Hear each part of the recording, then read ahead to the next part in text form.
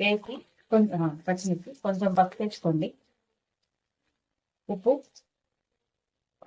కలుపుకోండి మొత్తం కూడా. ఇప్పుడు మనం తీసుకున్న సొరకాయ ముక్కలు ఉన్నాయి కదండి, అవి వేసేద్దామండి దీంట్లో. వేసుకొని మంచిగా ఒకసారి కలుపుకుందామండి, మొత్తం కలవటానికి కలుపుకోవాలి. చూసారు కదా మంచిగా ఇలా కలిసిందండి.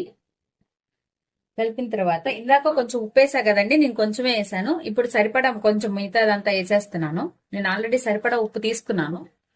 తీసుకొని ఇలా కలుపుకొని ఉంచుకోండి. కారం కూడా వేసేసేయండి, సరిపడా కారం. మళ్ళీ ఒకసారి మొత్తం కలవాలి కాబట్టి కలుపుకుందామండి. చూసారు కదా, ఇదిగోండి మంచిగా కలుపుకున్నాను. అయితే ఇప్పుడు కొంచెం నీళ్లు పోద్దామండి మగ్గటానికి. ఇప్పుడు మనము ఆల్రెడీ సొరకాయలో నీరు ఉంటుంది